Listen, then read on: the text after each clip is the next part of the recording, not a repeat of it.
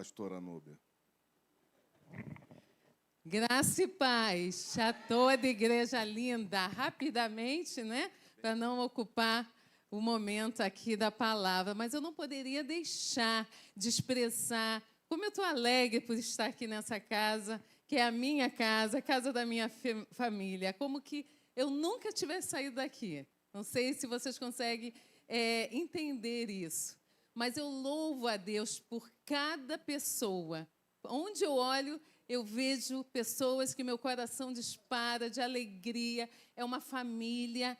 E essa é a família que nós vamos estar juntos, louvando e adorando para sempre, ao lado de Deus. E é muito bom quando nós nos relacionamos, e relacionamos com Deus, essa intimidade, com isso tudo, a cada pessoa. Então, queridos, cada pessoa que está aqui, são pessoas que moram no nosso coração. E hoje eu sei que tem pessoas novas, mas é Deus, né? Se Deus é amor, nós amamos todos vocês, porque Deus habita aqui. Que Deus abençoe vocês.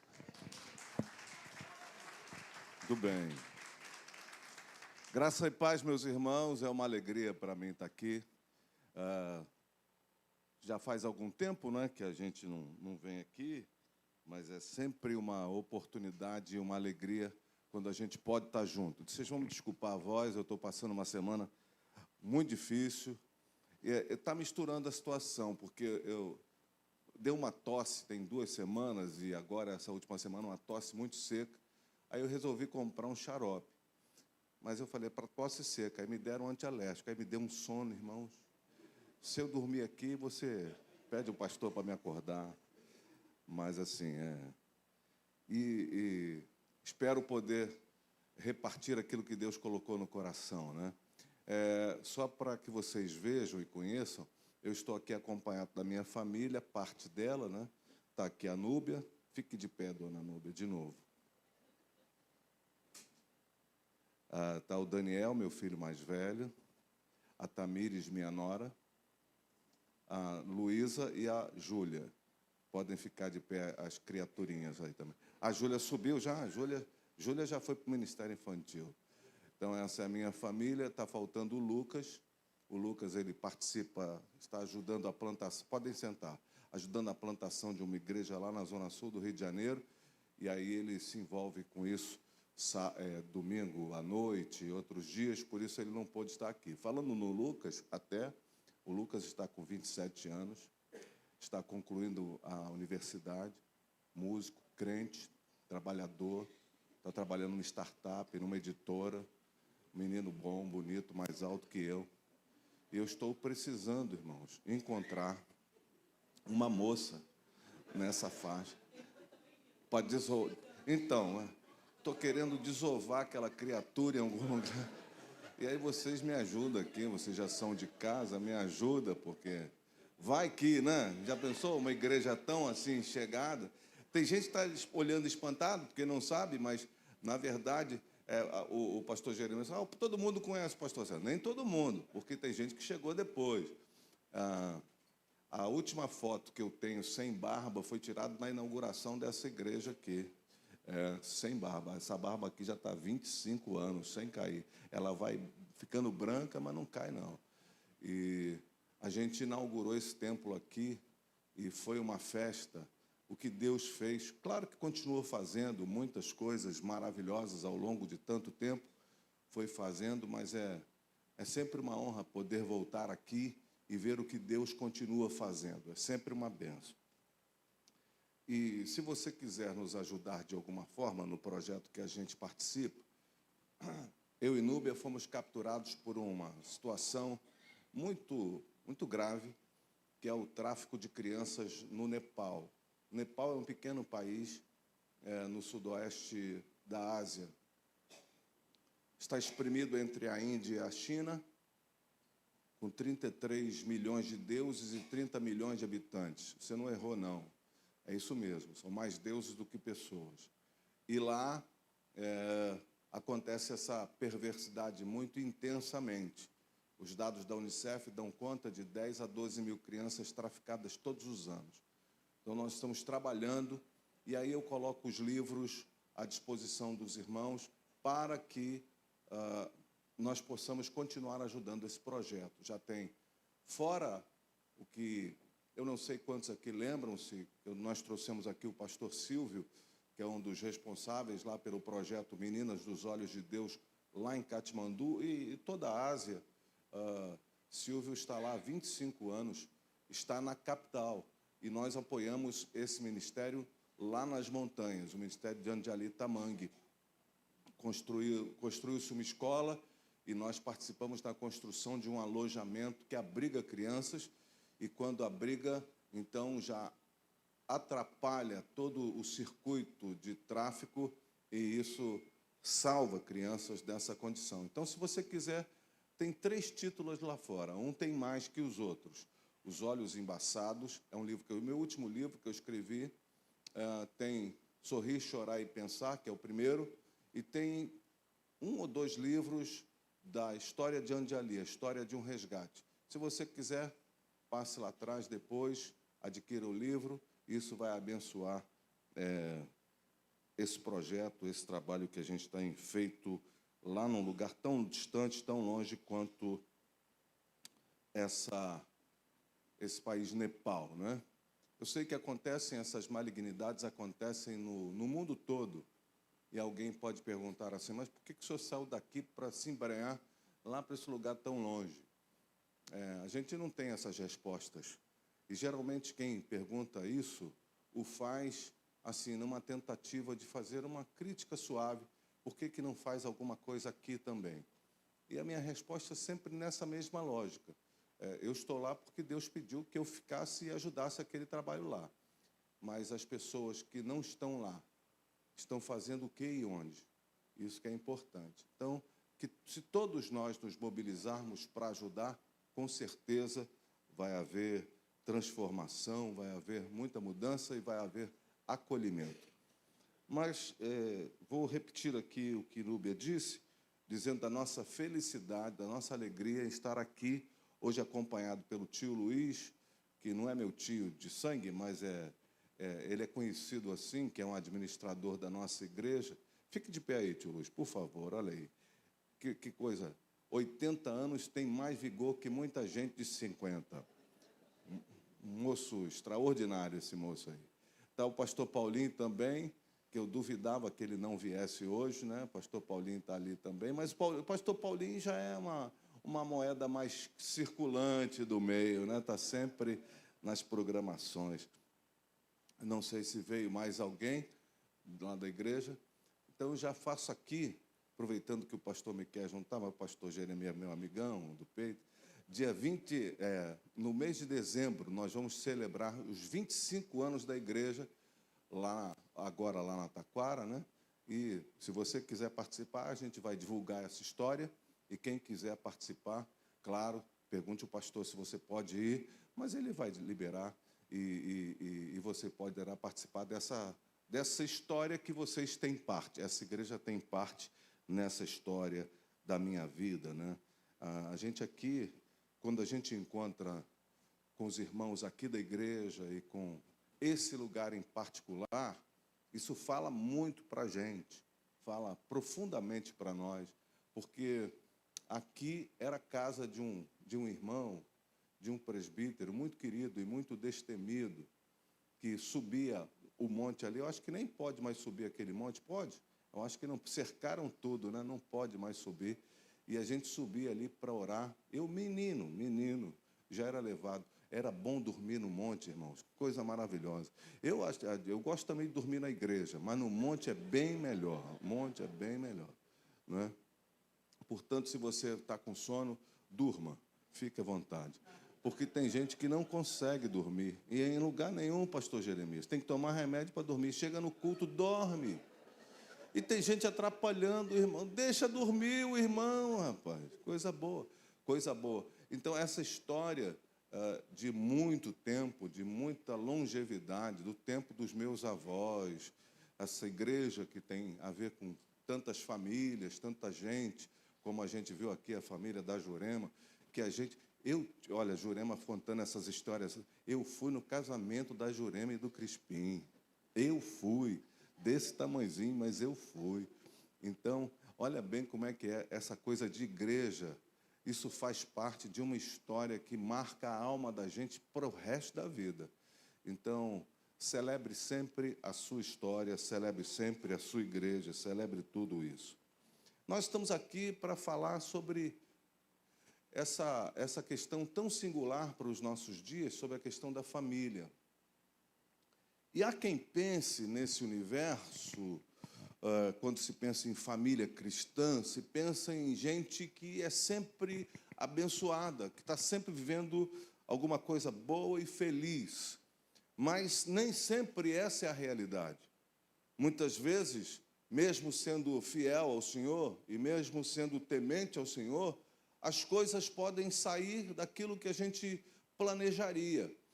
Podem acontecer circunstâncias, situações que vão nos atrapalhar de entender todo o propósito de Deus para a nossa vida.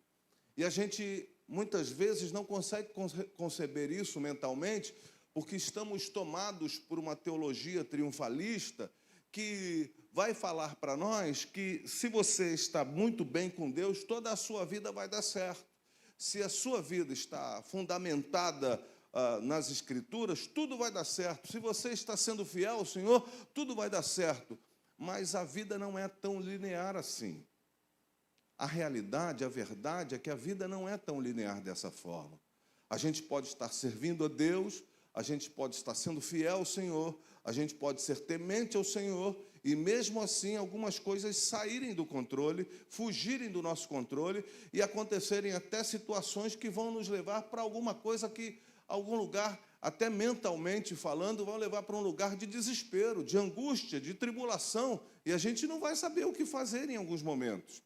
Eu estou aqui exatamente para dizer a você, meu irmão, minha irmã, tranquilize o seu coração, mesmo que você esteja passando por um vale de tribulações, mesmo que você esteja passando por um vale de angústias, isso não quer dizer que Deus te abandonou, mas existem questões, existem situações, existem decisões a serem tomadas nesse lugar para mudar a sua história, para fazer com que haja uma transformação na sua história.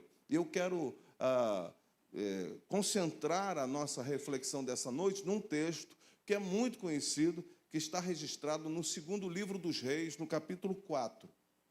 É um texto muito conhecido mesmo, mas que vai trazer para nós a possibilidade de enxergar que algumas coisas podem sair diferentes daquelas que a gente planejou.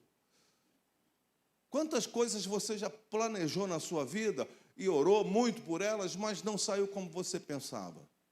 Quantas coisas você já buscou em Deus, já disse para Deus que você queria e como queria, e até aprendeu leu livros como, por exemplo, o antigo Quarta Dimensão, na época chamava Paul Yong-Shu, que mandava que a gente orasse, inclusive dizendo as cores das coisas que a gente queria ganhar.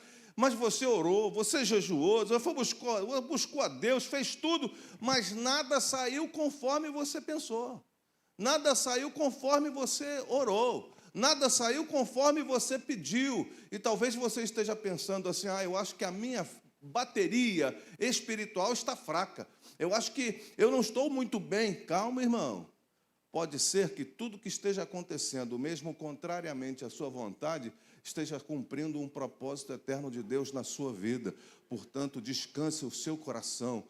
Nem tudo que acontece na nossa vida, no sentido negativo, quer dizer que nós estamos com algum problema na nossa relação com Deus. Nem tudo. Algumas vezes, até mesmo a negatividade que se abate sobre nós cumpre um propósito extraordinário de nos conduzir para o propósito de Deus. E a gente precisa libertar o nosso coração das amarras desse triunfalismo teológico contemporâneo que a gente tem vivido. E diz assim o texto da palavra de Deus para nós. Certo dia, a mulher de um dos discípulos dos profetas foi falar com Eliseu. E olha bem o que ela disse. Teu servo, meu marido, morreu. E tu sabes que ele temia o Senhor. Por enquanto, até aqui. Teu servo, meu marido, morreu. E tu sabes que ele temia o Senhor.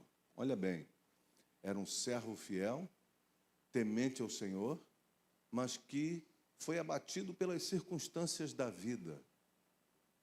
E tem mais uma complicação, deixou uma dívida.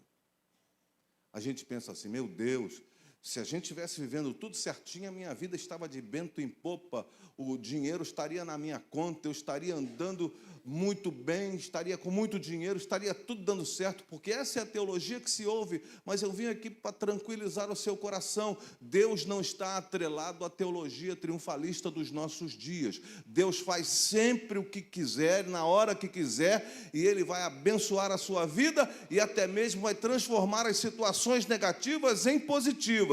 O que nós não podemos perder de mente é que o Senhor continua como o Senhor da história. E até as circunstâncias mais adversas podem representar a vontade de Deus para a nossa vida, quando estas circunstâncias adversas nos dirigem para a vontade soberana de Deus. E ela disse assim, mas agora veio um credor que está querendo levar meus 2 filhos como escravos. Então, pense essa situação. Talvez nós não tenhamos a dimensão exata desse episódio, porque para a nossa cultura isso parece muito distante, não é? Alguém levar cativo alguém por uma dívida. A gente esquece um pouco que todos nós somos meio escravos do sistema bancário brasileiro, então o tamanho dos juros cobrados pelos brasileiros. Mas ninguém sai amarrado para prestar serviço para ninguém mais aqui no Brasil. Isso está acontecendo em muitas outras partes do mundo. Ano passado mesmo, nós tivemos a notícia de uma família que estava sendo levada, escravizada lá no Paquistão por uma dívida. E os pastores aqui na época de Jacarepaguá, tomando consciência disso, nós nos cotizamos, porque era um valor ínfimo. Nós nos cotizamos e mandamos para lá o recurso e compramos essa família para que ela não fosse escravizada. Isso acontece no mundo. Isso acontece com todo mundo. Isso acontece com gente boa e com gente má. Isso acontece com gente crente e com gente que não crê. Isso acontece com todas as pessoas. E por quê, pastor? Porque essa é a vida. Portanto, meu irmão, minha irmã, se você está vivendo um momento de tribulação, não pense que você está sozinho nisso. Você pode estar vivendo essa tribulação, essa tristeza, essa dor no meio da sua família. Quem sabe uma enfermidade se abateu no meio da sua família e você está dizendo, mas Senhor, por que está acontecendo isso? Por que essa tribulação tão grande? Calma, nem sempre Deus vai responder todos os seus porquês, mas sempre haverá um para quê de Deus na nossa vida. Deus sempre, mesmo quando Ele não vai produzir o mal, porque Deus não é tentado pelo mal e não pode ser tentado por Ele, e não podendo ser tentado por Ele, não tenta ninguém fazendo o mal. Deus não faz o mal. Mas o mal acontece por diversas possibilidades, diversos caminhos. O mal acontece na nossa vida. Mas Deus tem o poder de transformar o mal em bênção e mudar as realidades da nossa vida. Basta a gente entender o que precisamos fazer na jornada. E essa mulher, vivendo esse drama, tendo o seu pai morrido, o seu marido morrido, vendo seus filhos sendo levados como escravos, faz aquilo que todo crente deveria fazer quando está vivendo a tribulação. Vai procurar o profeta. E quando eu digo isso, não estou falando de uma pessoa em questão, mas estou falando daquilo que representa a divindade. Nesse tempo, Eliseu era a representatividade daquilo que era Deus para aquele povo. Então, ela foi procurar o profeta. Muitas vezes, meus irmãos, a gente procura tudo que é possibilidade que nós temos à mão. A única pessoa que deixamos para procurar no final é o Senhor. A gente fala com todo mundo sobre os nossos dramas. A gente fala até mesmo, na rede social nem tanto, porque na rede social a gente gosta de mostrar a sua vitória. Mas assim, nas realidades do nosso cotidiano, a gente está sempre falando, mas a gente esquece de apresentar para Deus as nossas reais questões, as nossas reais dores, as nossas angústias mais profundas da alma. Mas eu gostaria de estimular você nessa noite. É uma coisa muito simples. Mas se você está vivendo um tempo difícil na sua família, invista tempo em orar. Invista tempo em falar com Deus. Invista tempo em se comunicar efetivamente. E construa relações significativas com homens e mulheres de Deus que vão te ajudar na sua jornada. que vão orar com você, não é só orar por você, mas orar com você pelas circunstâncias. Vão apresentar para você, talvez, um caminho para que você trilhe. Busque ajuda constantemente, não deixe para a última hora, porque muita gente que está vivendo momentos difíceis na família não quer aparentar que está difícil e nem oração pede mais, porque não quer mostrar que está vivendo crise. Meu irmão, isso não é a realidade da vida de um cristão. Um discípulo de Jesus vai dizer abertamente aquilo que está vivendo, as dores que estão sentindo, a situação que está enfrentando. Jesus é tão direto nisso que ele tinha hora que chegava a ser óbvio. Ele perguntava para as pessoas, perguntava para o céu: o que você quer que eu faça? O que você quer que eu faça?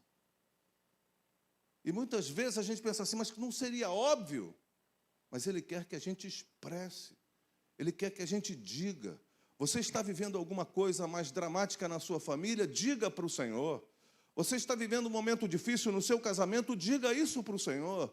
Você está vivendo um momento difícil de enfermidade na sua família, de modo geral? Diga isso para o Senhor. Expresse a sua dor para Deus. Abra o seu coração e diga e conte-lhe detalhes da sua situação. Deus não precisa que a gente fique dizendo as coisas maravilhosas que a gente vive, porque Ele sabe. Ah, pastor, mas então se Ele sabe tudo, por que eu digo? Porque, de fato, Ele quer ouvir a sinceridade do nosso coração e a expressão da nossa vida. Ele quer ouvir o que a gente vai dizer. Ou seja, quando Deus pergunta para Adão, onde você está? Deus sabia onde ele estava? E por que pergunta? Porque Ele quer ouvir da nossa boca aquilo que, de fato, nós estamos passando, aquilo que nós estamos vivendo. Essa mulher, então, chega para o profeta e diz: olha, você sabia, você conhecia o meu marido, era um homem que temia o Senhor, mas morreu e deixou-nos uma dívida. E agora os credores batem à nossa porta para levar os nossos filhos como escravos. E o profeta Eliseu fez uma pergunta que eu queria passar para você nessa noite.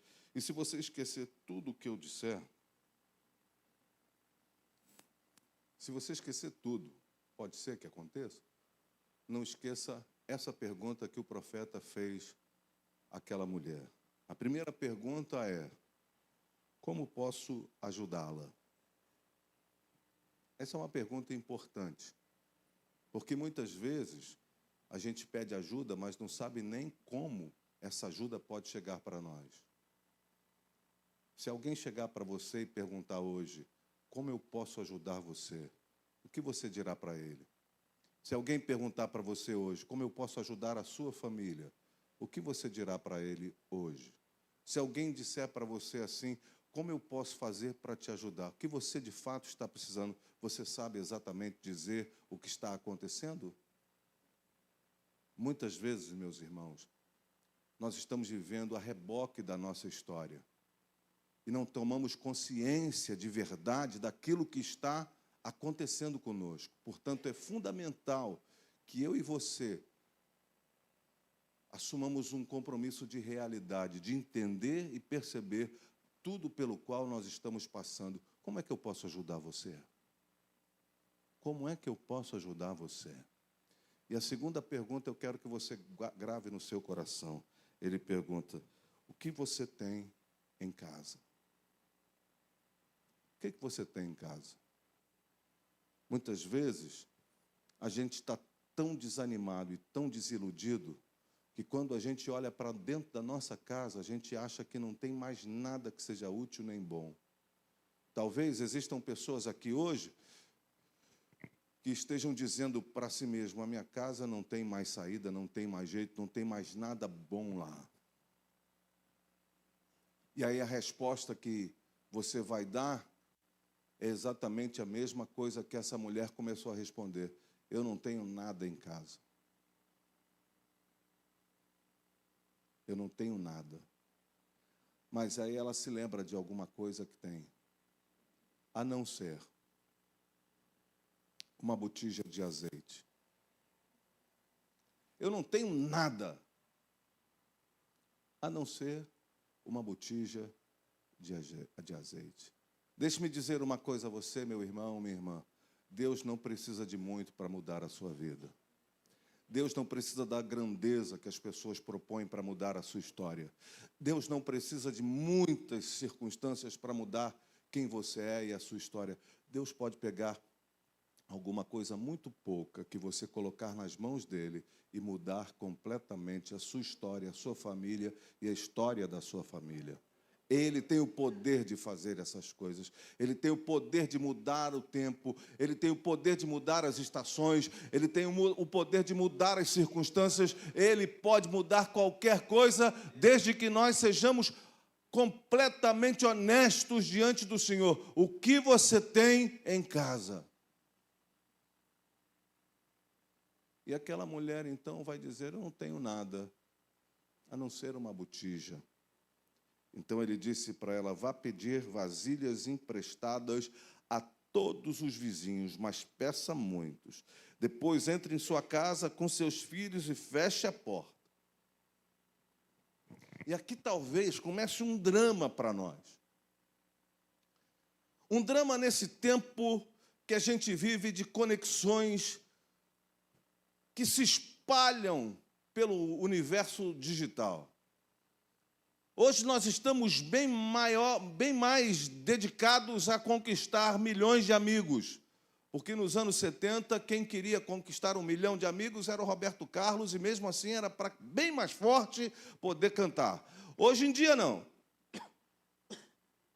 Todo mundo está interessado em ter milhões de amigos e milhões de seguidores. Todo mundo está querendo ter milhões de seguidores. Todo mundo está olhando para todo mundo nas redes sociais, postando de todo jeito, fazendo as dancinhas do TikTok para poder ganhar seguidor, fazendo tudo que for preciso para ganhar seguidor, e vamos em frente, vamos tentar fazer alguma coisa para que as pessoas nos conheçam. Nesse tempo de conexões digitais, a pergunta é, quem emprestaria vasilhas para você? Quem emprestaria vasilhas para você? Você tem relacionamento suficiente para que seus vizinhos emprestem panelas e vasilhas para você? Você sabe o nome do seu vizinho? A minha pergunta tem a ver, porque nesse universo digital que a gente vive, pastor Jeremias, a gente parece conhecer todo mundo, mas ao mesmo tempo não conhece ninguém. A gente está cheio de seguidor e muita gente interativa no mundo digital, todo mundo está lá, mas ninguém se relaciona mais profundamente com ninguém. E a minha pergunta é, será que tivéssemos nós, no lugar dessa senhora, a hora de pedir vasilhas, nós teríamos vasilhas para eles nos atenderem? Será que nos emprestariam vasilhas? E a segunda pergunta é um pouco mais difícil de responder. Para pedir emprestado vasilhas, você já emprestou alguma vasilha para alguém?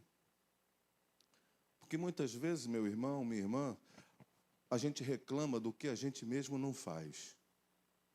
A gente critica aquilo que a gente mesmo não realiza. A gente tem sempre um comentário para fazer em cima daquilo que nós mesmos não participamos e não fazemos. Essa senhora, graças a Deus, tinha a boa vontade dos seus vizinhos, porque provavelmente construiu uma relação com seus vizinhos que fosse abençoada, que fosse boa, que fosse honesta. Meus irmãos, nós precisamos voltar a nos relacionar com as pessoas à nossa volta, porque a gente nunca sabe quando vamos precisar uns dos outros de verdade. Eu fico profundamente preocupado com gente que entra na igreja, sai da igreja, não fala com ninguém, não cumprimenta ninguém, está com a pressa desesperada para fazer não sei o quê. E o gol da rodada dessa semana nem vai ter gol muito do Botafogo, porque o gol que o zagueiro ontem estragou o jogo completamente, uma tristeza terrível, não sei por que eu falei disso hoje. Mas os outros também não estão tão bem. Mas deixe-me dizer uma coisa a você. Coisa triste.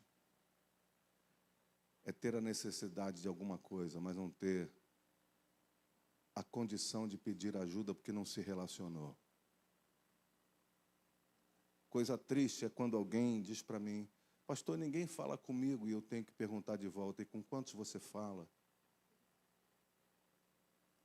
Nós precisamos mudar essa lógica, meus irmãos, porque o mundo está enrijecendo as pessoas e transformando as pessoas de tal maneira que as relações interpessoais estão perdendo o seu valor pelas relações digitais. Nós estamos trocando o bom e velho encontro para tomar um cafezinho, para poder falar pelo mundo digital. É preciso se relacionar com as pessoas, é preciso fazer relação que vai frutificar naquilo que Deus precisa fazer na nossa vida e através da nossa vida. Vá pedir vasilhas emprestadas.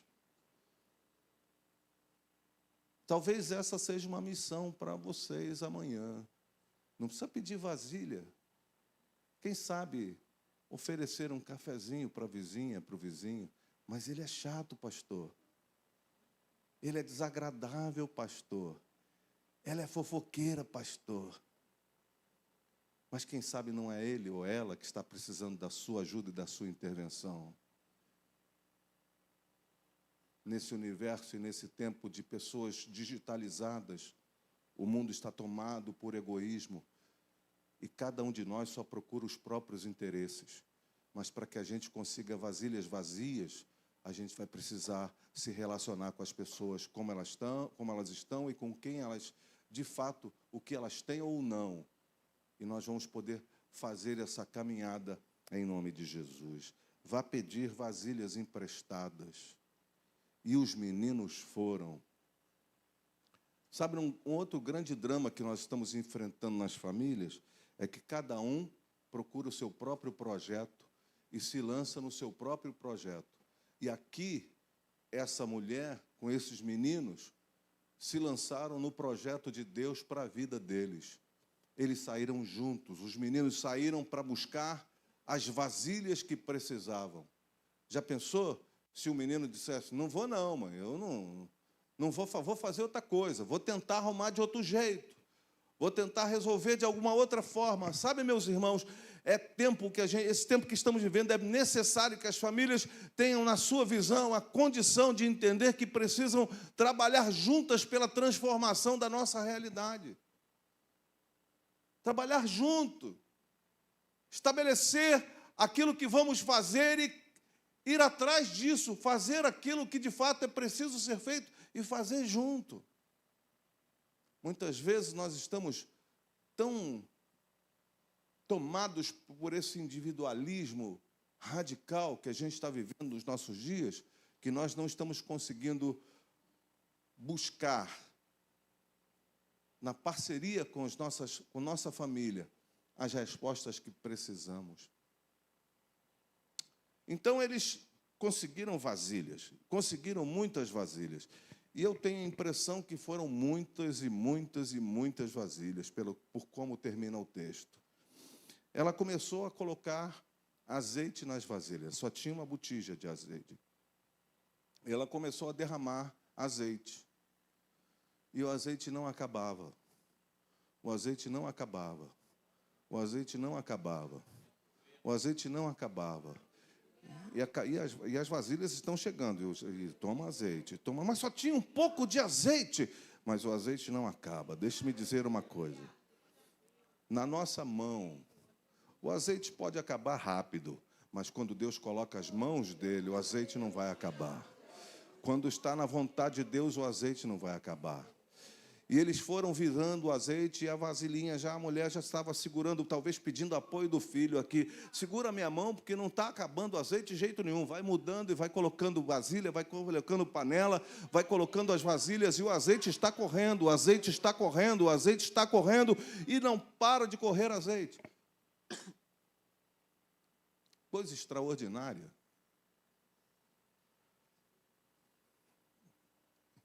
Acabaram as vasilhas. Vamos pedir mais vasilhas. E ela disse, então, ao dos filhos: traga-me mais uma, o azeite está correndo. E ele disse: já acabaram. Não tem mais vasilha. Aí o azeite parou. Sabe, irmãos, e aqui vai uma palavra para a igreja. Nós queremos que o Espírito continue sendo derramado, vamos trazer vasilhas vazias.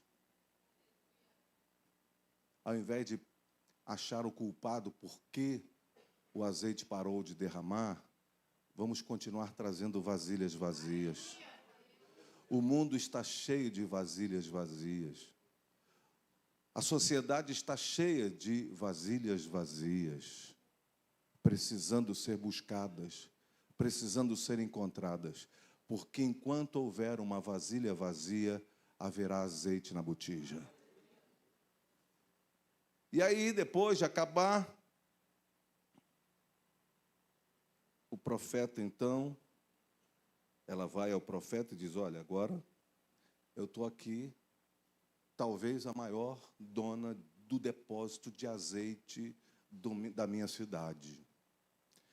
Só para colocar em ordem esse texto, para que você não pense, então, que ela se transformou numa dona de restaurante que só servia salada com azeite.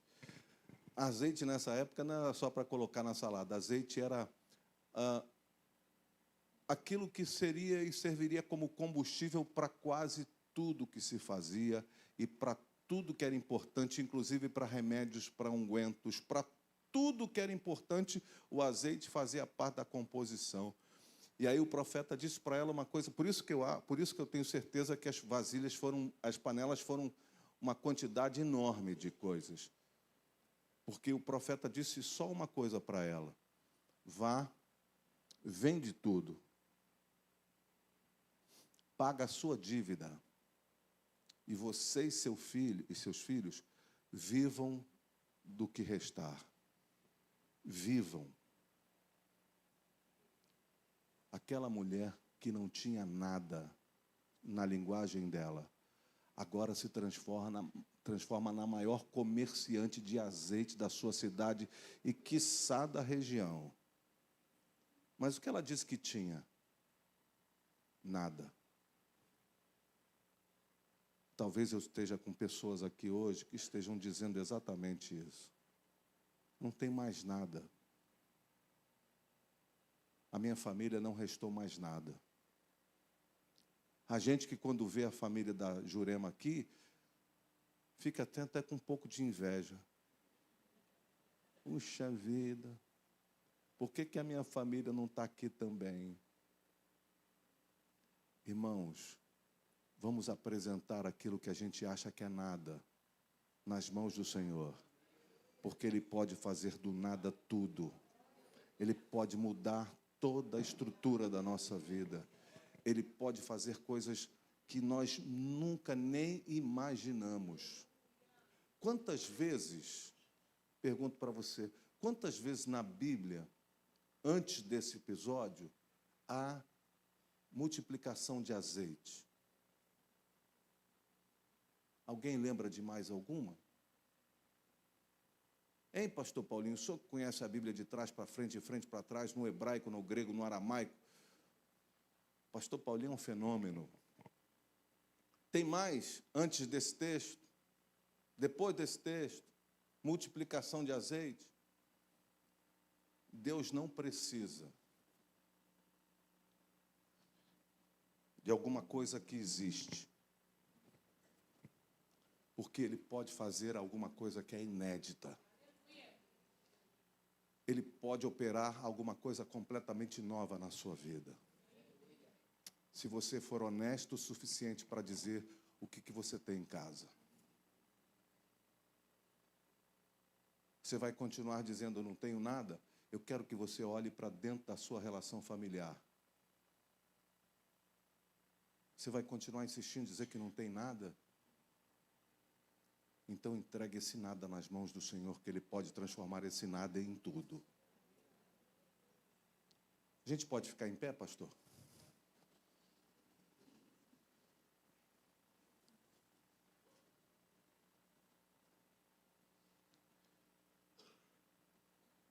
Eu, geralmente, nem na nossa comunidade lá eu faço apelo. não sou de fazer apelo. O apelo à conversão nasce no final do século XIX, início do século XX, por conta de uma outra abordagem evangélica daquele tempo, principalmente nos Estados Unidos. Mas eu creio que Deus deseja fazer alguma coisa muito especial nessa noite aqui.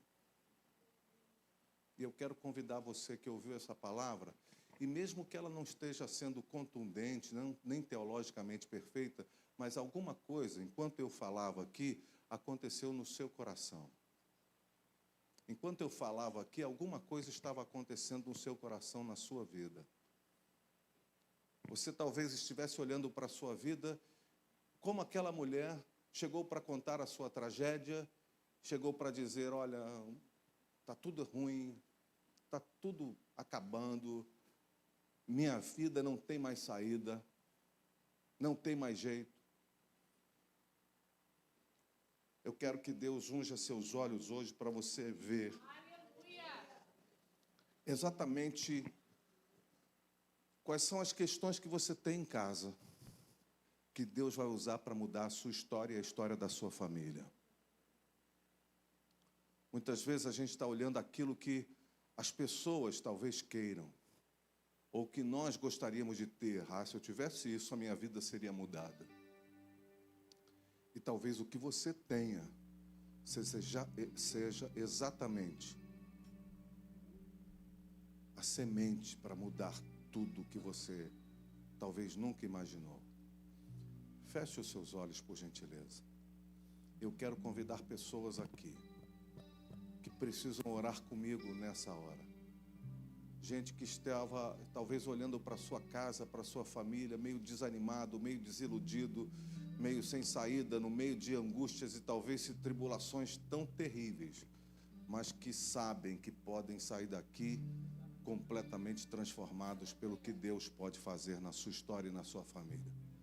Se você é uma dessas pessoas, crente ou não, eu queria convidar você a sair do seu lugar e vir aqui à frente, em nome de Jesus.